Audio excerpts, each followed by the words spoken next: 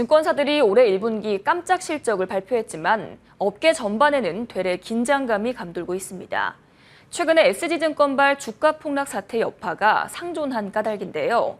사태 진원지로 지목되는 CFD 미수채권 손실이 2분기 실적에 적신호가 될 것이라는 우려가 잇따릅니다.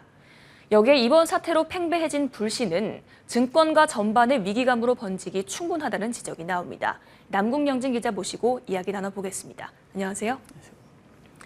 예, 증권사들이 1분기 실적을 발표했는데요. 어떤 결과가 나왔나요? 예, 주요 증권사 10곳 중 7곳 이상이 지난해 같은 기간과 비교해 실적이 개선됐습니다.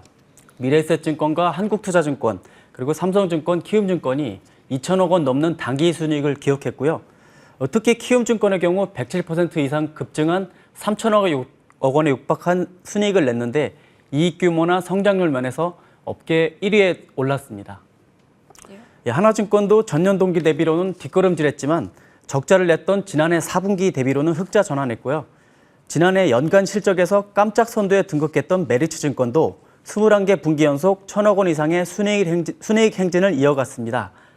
증권사 대부분이 시장 추정치를 웃도는 실적을 내면서 올해 좋은 출발을 한 것으로 평가되고 있습니다. 예, 이 지난해 여러 악재들로 실적 부진을 겪었던 증권사들이 올해 들어서 뚜렷한 반등을 이뤘습니다. 어떤 점이 영향을 미쳤을까요? 예, 우선은 올해 들어서 국내외 증시가 뚜렷하게 반등한 점이 호실적에 주요했습니다. 예, 국내 증시의 1분기 일평균 거래대금은 17조 5천억 원 수준으로 집계됐는데요. 전분기와 견져서는 34.5% 증가한 수준입니다. 또 자본시장이 어느 정도 안정화되면서 기업금융과 자산관리 부문도 소폭 상승하거나 견조한 모습을 보였던 점도 호실적에 영향을 미쳤습니다. 김지영 교보증권연구원은 일평균 거래대금 증가로 위탁매매 수수료와 해외 주식 거래 수수료가 늘었다면서 시장금리 안정화에 따른 증권사 상품 운용 관련 수익 등도 배당금이 증가한 점도 우호적이라고 평가했습니다. 지난해 증시 침체와 레고랜드발 부동산 프로젝트 파이낸싱 부실 우려 등으로 쇼크에 가까운 실적을 냈던 당시에 비해서 분위기가 사뭇 달라졌다고 평가할 수 있습니다. 예, 분명 좋은 실적을 낸 것 같은데 업계는 오히려 긴장하는 기색이 역력해 보입니다. 왜 그런 건가요? 지난달 발생한 SG증권발 사태가 여전히 여파가 남아있기 때문인데요. 사태 진원지로 꼽히는 CFD 미수채권이 발생하고 손실이 확정되면 실적 감익이 불가피하다는 우려가 시장 전반에 퍼지고 있습니다. CFD 투자자가 손실 정산을 못해서 최종적으로 미수채권이 발생하면 거래를 중개한 증권사가 회수 부담을 지게 되는 구조입니다. 예. 예, 현재 CFD 거래를 제공하는 증권사는 13곳인데요. 잔액은 지난 3월 말 기준 2조 7,679억 원으로 지난해 말보다 20% 정도 늘었습니다. 여기서 교보증권이 6,180억 원으로 가장 많고 키움증권과 삼성증권 등이 뒤를 잇습니다. 시장에선 증권사 전체 미수채권 손실 규모가 수천억 원에 이를 것으로 추산하고 있습니다. 이와 관련해서 이미연 신한투자증권연구원은 최근 업종 전반적으로 CFD발 손실 우려가 불거지고 있는데 미수채권 증가 시 충당금 적립이 불가피하다면서 대부분의 증권사 2분기 실적이 1분기 대비 크게 부진할 것으로 예상된다고 평가했습니다. 예, 이 미수채권 리스크로 인한 실적 부진이 예상되기는 하는데 이보다 더한 우려 요인이 있다고요? 예, 미수채권 손실 규모가 향후 실적에 부정적이겠지만 전문가들은 CFD 사태로 인한 투자 심리 위축이 더욱 부정적이라고 평가하고 있습니다. 실망한 개인 투자자들의 이탈이 불가피하다는 건데 관련해서 전문가 의견 들어보시겠습니다.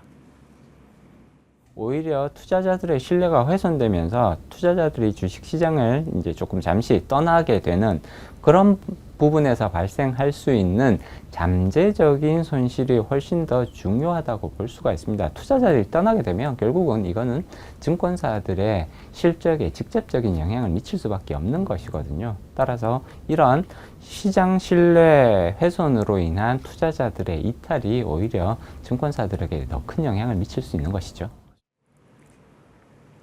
예, 실제로 증시엔 투심 위축 양상이 두드러집니다. 이달 들어 코스피 일평균 거래대금은 8조 8,288억 원 수준으로 12조 6천억 원대인 지난달보다 30% 이상 급감했고요. 전날엔 7조 2천억 원대까지 내려갔습니다. 신용거래 융자 잔고도 주가 폭락 사태가 일어난 지난달 24일 20조 4천억 원대를 기록한 후 큰 폭 하락하면서 이달 16일 18조 5천억 원대에 불과합니다.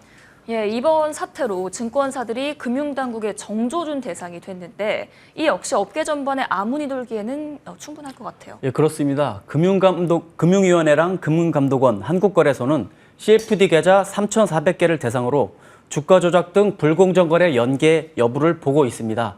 금융위는 특히 상당수 CFD 계좌가 주가 조작 혐의가 의심되는 종목에 관여된 것을 확인하고 국내 13곳과 해외 5곳 증권사가 보유한 전체 CFD 계좌를 점검하고 있습니다. 증권사 중에선 특히 올해 1분기 업계 최대 실적을 낸 키움증권이 노심초사하고 있는데요.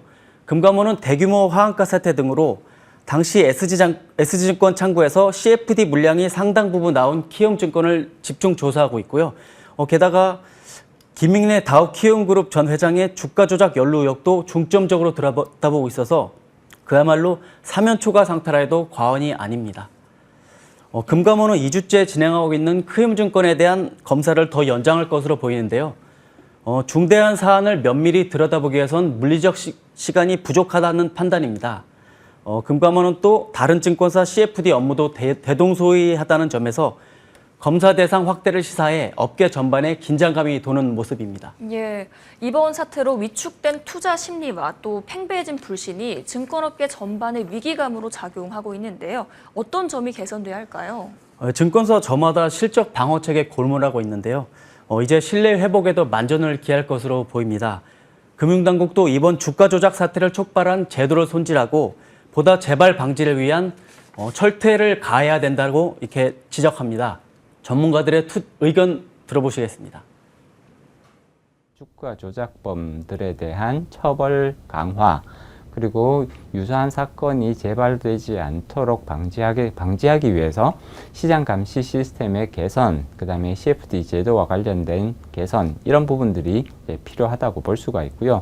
그리고 여기에 더불어서 시장 신뢰를 회복하기 위해서 증권사들이 더 다양한 종류의 서비스를 제공을 하고 또 새로운 종류의 상품들을 출시를 함으로써 시장에서 조금 지금 위축되었던, 움츠러들었던 수요들을 다시 증시로 끌어들일 수 있는 그런 노력들을 증권사 자체적으로도 강화할 필요성이 있다고 볼 수 있죠.